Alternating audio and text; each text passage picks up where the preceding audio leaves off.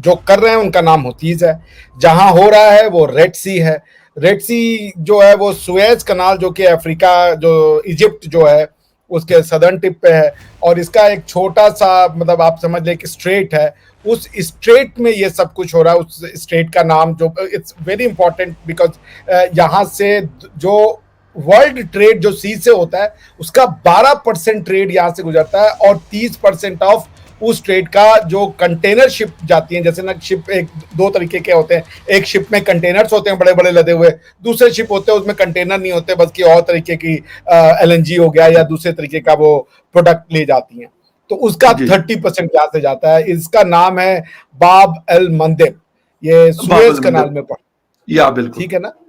जी तो बिल्कुल। ये सारा कुछ जो हुआ बाब अल मंदेब से हुआ। ये जो आप इंडिया वाला बता रहे हैं ये तो इंडियन कोस्ट पे हुआ है, लेकिन मेजोरिटी जो प्रॉब्लम हुई है एग्जैक्टली। वो इसी इलाके में हो रही है।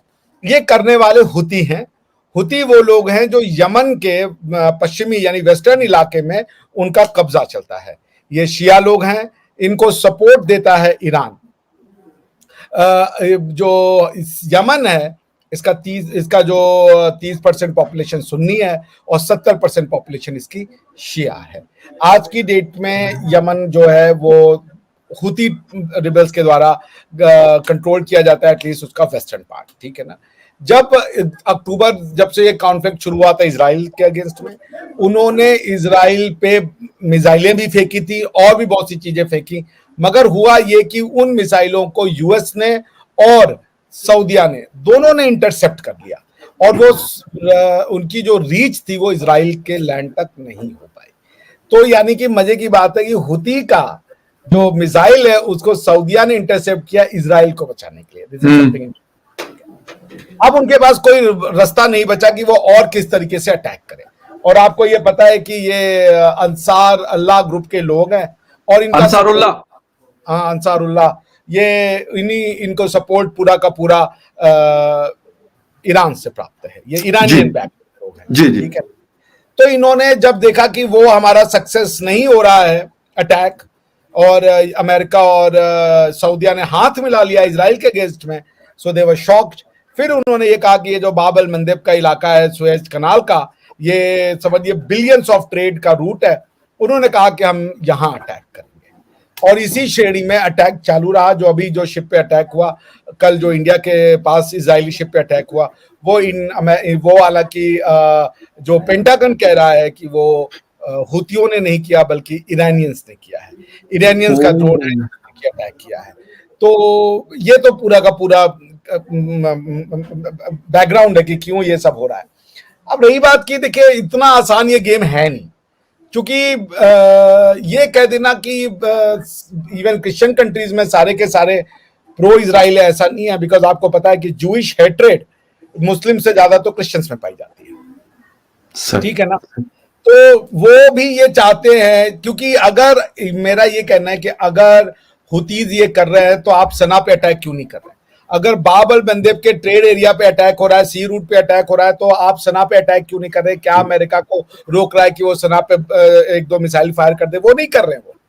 वो बेसिकली अलाउ कर रहे हैं कि तुम ये करो, और ये जो प्रेशर बने ताकि नेतन्याहू को भी ये जाए संदेश कि अब रुको। बिकॉज नेतन्याहू रुक नहीं रहे हैं। सही। हर एक हमास को मारेंगे। हर एक हमास को आप नहीं मार पाएंगे, क्योंकि आपके लिए कोई ऐसा टूल नहीं आज तक बना जो कि ये बता दे ये इनोसेंट पैलेस्टीनियन है और ये हमास है।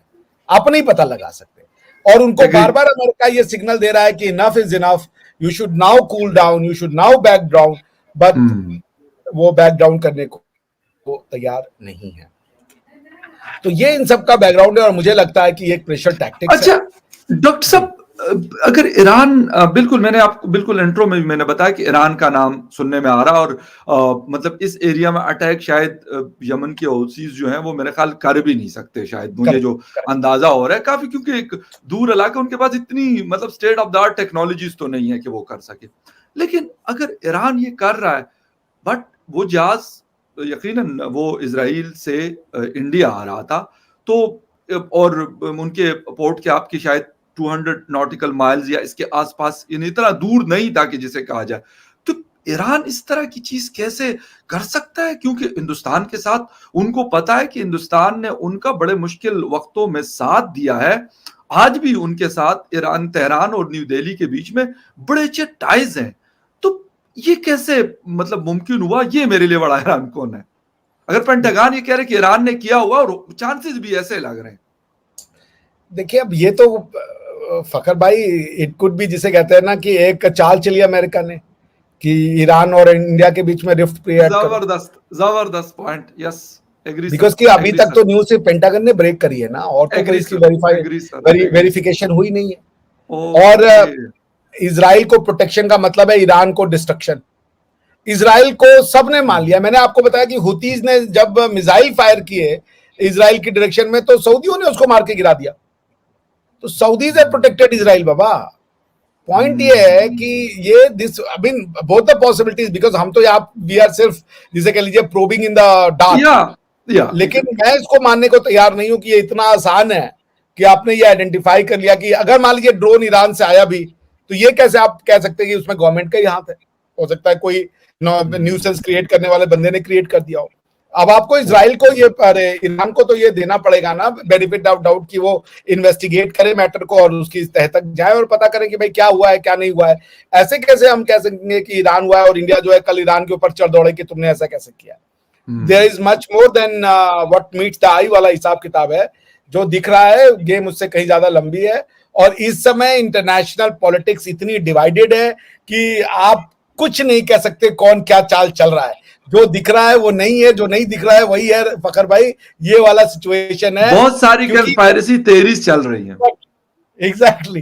तो भैया कोई किसी के साथ अभी भरोसा नहीं कर सकता अपने लेकिन खेल के लिए। आप डॉक्टर साहब, ये तो फिर एक ऐसी सिचुएशन क्रिएट हो रही है इस रीजन के अंदर। यकीनन हम और आप, हम एशिया, साउथ एशिया का हिस्सा है, साथ साथ ईरान और ये मतलब करीब करीब है ना, कोई इतने एक दूसरे से दूर तो नहीं है। हम तीनों कंट्रीज, चाइना भी इसमें शामिल है। फिर हमसे मिडिल ईस्ट हमसे इतना दूर नहीं है। ईरान के साथ वो बॉर्डर शेयर कर रहा है यूएई, और बाकी सऊदी अरेबिया वगैरह, इराक और ये सारे करीब करीब कंट्रीज वाकया है। तो क्या इससे ये है कि अमेरिका कहीं ऐसा तो नहीं कर रहा कि इस रीजन को दोबारा से 92 में जो गल्फ वार हुई या फिर उसके बाद की सिचुएशन थी, कहीं ऐसा तो नहीं, या इराक ईरान वॉर एक जमाने में लगी रही 8 साल तक, कहीं ऐसा तो नहीं कि ये कहें कि चले जी इसको जरा एक्सटेंड करते हैं from Middle East to the South Asia? ऐसा तो नहीं हो रहा? नहीं, देखिए, पहली बात तो लोग समझदार हो चुके हैं इस इलाके के, वो दोबारा इस तरीके की चाल में नहीं आएंगे। America has been expose, at least जो वेस्ट एशिया है वहां पे तो काफी हद तक अमेरिकन हेट्रेड पाया जाता है। और उसका कारण भी है बिकॉज बाकी जगह पे मुझे नहीं पता अमेरिका की गलती है या नहीं है, लेकिन वेस्ट एशिया को जितना तबाह और बर्बाद ऑयल के लिए वेस्ट ने किया है, वो उस पे अमेरिका अपना हाथ नहीं झाड़ सकता। They have blood on their hand, they need to come clean. ठीक है ना? एक दो एपिसोड है यार, मुअम्मर गद्दाफी का एपिसोड है, सद्दाम हुसैन का एपिसोड है, सीरिया का एपिसोड है, यमन का एपिसोड है। मतलब कहां नहीं इन्होंने जो है बर्बादी मचाई है पूरे वेस्ट एशिया में। हर जगह मचाई है इन्होंने, किसी जगह को नहीं छोड़ा।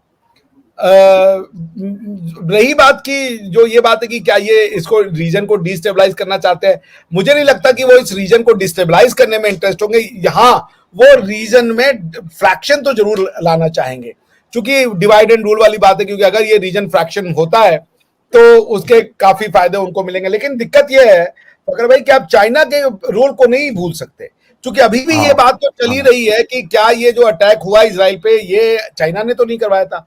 बिकॉज चाइना नहीं चाहता था कि वो जो बेल्ट रोड का इनिशिएटिव वाला, जो बेल्ट रोड के काउंटर कनेक्टिविटी वाला रोड है, तो वो देखिए इतनी सारी पॉसिबिलिटीज चल रही हैं। इसीलिए कहते हैं ना कि truth is stranger then the fiction.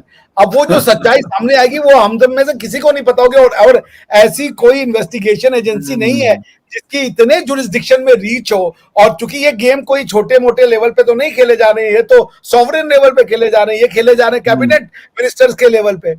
तो वहां पे कौन अदना से किस आप इन्वेस्टिगेटर को भेज देंगे कि उसका उतना बड़ा रीच हो जाएगा कि वो चाइना के भी कैबिनेट में उसकी रीच है, इंडिया के भी कैबिनेट में रीच है, ईरान के भी कैबिनेट में रीच है, और सबकी बातें उसको पता चल रही है। ये सच तो कभी बाहर नहीं आएगा। पॉइंट ये है कि मैं जो बॉटम लाइन पे अगर बात जाऊं कि अमेरिका इसको डिस्टेबलाइज करना चाह रहा है या चाइना डिस्टेबलाइज करना चाह रहा है, इसको हम कैसे आप वो कर दें, क्योंकि अगर अमेरिका डिस्टेबलाइज करना चाह रहा था तो अमेरिका तो बन गया था वो कि भाई इंडिया, वेस्ट एशिया और यूरोप का रोड बने कनेक्टिविटी का, बीआरआई को काउंटर करने के लिए। तो मेरी उंगलियां तो चाइना की तरफ जानी चाहिए क्योंकि चाइना को इस कनेक्टिविटी से प्रॉब्लम था। और अगर अमेरिका का इंटरेस्ट इस इलाके में दो है, एक तो ट्रेड इंटरेस्ट है जो सी रूट है, और दूसरा है कि वो इजराइल की सेफ्टी चाहते हैं। इजराइल की सेफ्टी अगर वो चाहते हैं तो वो इस रीजन में अगर खाना जंगी करवा देंगे, इंसर्जेंसी क्रिएट करेंगे, डिस्टेबिलिटी क्रिएट करेंगे और पॉलिटिकल वैक्यूम क्रिएट करेंगे, तो अगर तालिबान जैसी कोई फिरी हुई सरकार आ गई और बैठ गई ईरान में, उसमें तो बम मार देना है। और कल ही परसों में कहीं पढ़ रहा था कि ईरान डिक्लेयर कर दिया कि मेरे पास भी न्यूक्लियर बम है and we are now nuclear power capable.